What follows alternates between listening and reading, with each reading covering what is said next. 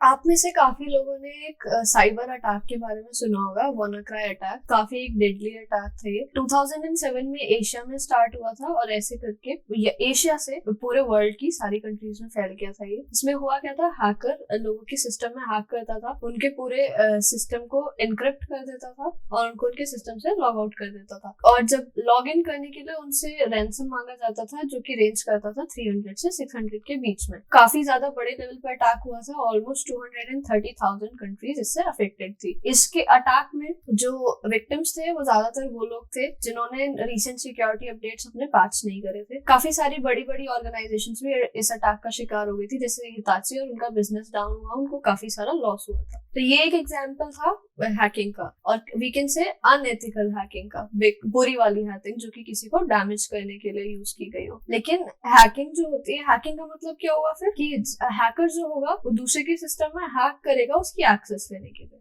अब हैकिंग जरूरी नहीं है कि हमेशा बुरी हो। बेसिकली 3 टाइप के हैकर होते हैं, white hat hacker, grey hat hacker और ब्लैक हैट हैकर। तो जो व्हाइट हैट हैकर्स होते हैं वो एथिकल हैकर्स होते हैं। वो कंपनी से परमिशन लेते हैं उनकी कंपनी में जो भी सिस्टम्स होते हैं उनको हैक करने की, और वल्नरेबिलिटीज फाइंड आउट करके कंपनी को रिपोर्ट करते हैं ताकि कोई मैलिशियस पर्सन आपके कंपनी को एक्चुअली हैक करके आपका नुकसान न कर दे। इनका इंटेंशन अच्छा ही होता है, ये बस वल्नरेबिलिटी फाइंड आउट करने के लिए होते हैं। फिर आता है आपके ब्लैक हैट हैकर्स। ये वल्नरेबिलिटीज का फायदा उठा के कंपनी के सिस्टम में हैक करते हैं। इनका एक्चुअली मोटिव कुछ डैमेज या कुछ डिस्ट्रॉय करने के लिए होता है। फिर आते हैं ग्रे हैट हैकर्स। ये भी कंपनी में वल्नरेबिलिटीज रिपोर्ट करते हैं, लेकिन इनके पास रिटर्न या एक्सप्रेस परमिशन नहीं होते। ये कंपनी से पैसे लेते हैं उनको जो भी बग्स वगैरह है वो रिपोर्ट करने के लिए, इसलिए ना ग्रे हैट हैकर्स बोला जाता है। काम अच्छा ही होता है लेकिन परमिशन नहीं लेते, तो इसलिए ग्रे हैट हैकर्स। ब्लैक और व्हाइट का कॉम्बिनेशन। तो अब शुरू करते हैं एथिकल हैकिंग के बारे में पढ़ना। तो सबसे पहले जानेंगे कि रूल्स ऑफ एथिकल हैकिंग क्या होते हैं। तो एक एक्सप्रेस्ड परमिशन होनी चाहिए, जो भी हैकर होगा उसके पास कंपनी से एक रिटर्न परमिशन होनी चाहिए कि हाँ तुम हमारे कंप्यूटर्स में हैक कर लो। नेक्स्ट है हमारा रिस्पेक्ट कंपनीज प्राइवेसी पॉलिसी। जो भी कंपनी की प्राइवेसी पॉलिसी है उसको रिस्पेक्ट करना है। अगर कंपनी ने मना किया है कि ये डॉक्यूमेंट्स है इनमें नहीं देखना, तो उनमें नहीं देखना। नेक्स्ट है क्लोज आउट योर नेटवर्क। अब क्लोज आउट योर नेटवर्क क्या हुआ, आपने हैक करा, आप एथिकल हैकर हो, आपने किसी के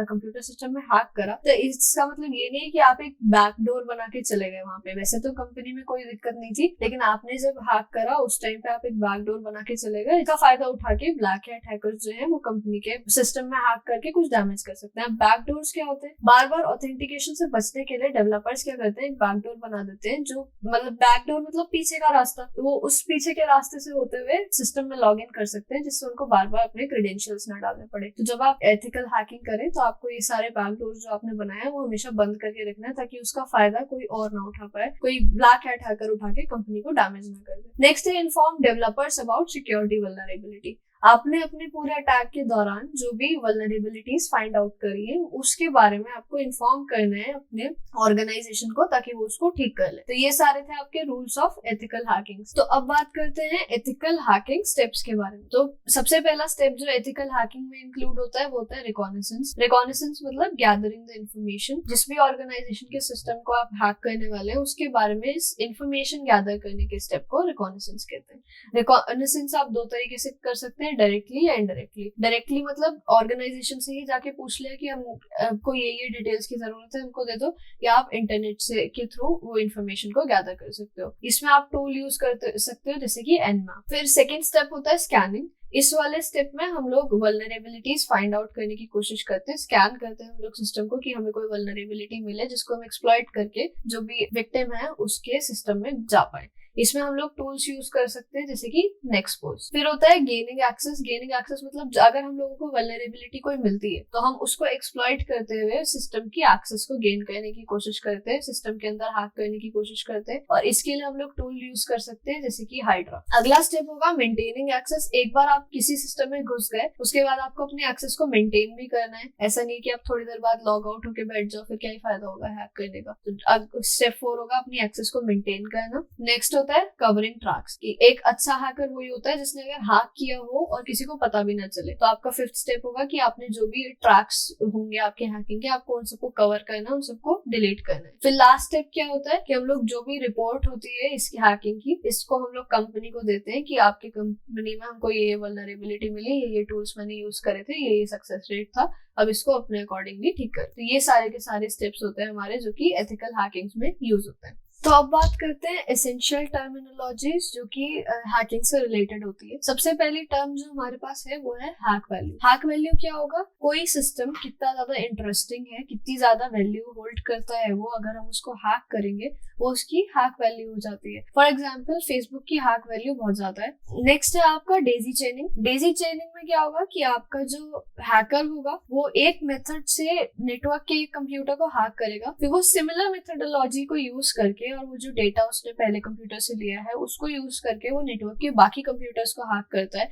तो ऐसे करके एक चेन बन जाती है जिसको हम डेजी चेनिंग बोलते हैं। ये डेजी चेनिंग हमारा बाकी सब्जेक्ट्स में कुछ और मीन करता है, लेकिन हैकिंग के टर्म्स में यही होता है डेजी चेनिंग। नेक्स्ट आता है आपका डॉक्सिंग। डॉक्सिंग क्या होगा? किसी भी इंसान की प्राइवेट इंफॉर्मेशन को इंटरनेट पे लीक कर देना, इसको हम लोग डॉक्सिंग बोलते हैं। फिर आता है बॉट। बॉट क्या होता है? बॉट एक ऐसा सॉफ्टवेयर होता है जिसको आप रिमोटली कंट्रोल कर सकते हो कोई भी टास्क ऑटोमेट करने के लिए। जो भी आपने उसको टास्क दिया होगा वो खुद से कर लेगा ऑटोमेटिकली, इसी यही काम होता है बॉट का। फिर होता है zero day attack. Zero day attack क्या होगा? जब आपके सिस्टम पे सिक्योरिटी पैच आने से पहले, जब डेवलपर सिक्योरिटी पैच निकाल रहा है, उस पैच के आने से पहले ही अगर अटैक हो जाता है तो that is a zero day attack. फिर होता है एक्सप्लॉइट। वल्नरेबिलिटीज यूज करके कोई भी आईटी सिक्योरिटी को ब्रीच कर देना, इसको एक्सप्लॉइट कहते हैं। ब्रीच मतलब कि सिस्टम में हैक कर लेना। तो उन वल्नरेबिलिटीज का फायदा उठाते हुए अगर आप कोई सिस्टम हैक कर देते हो तो दैट इज आपने वो सिस्टम को एक्सप्लॉइट करा, आपने वो वल्नरेबिलिटीज को एक्सप्लॉइट कर। फिर होता है पेलोड। पेलोड आपके कोड का वो पार्ट होता है जो कि आपका इंटेंडेड मलिशियस टास्क करता है, कि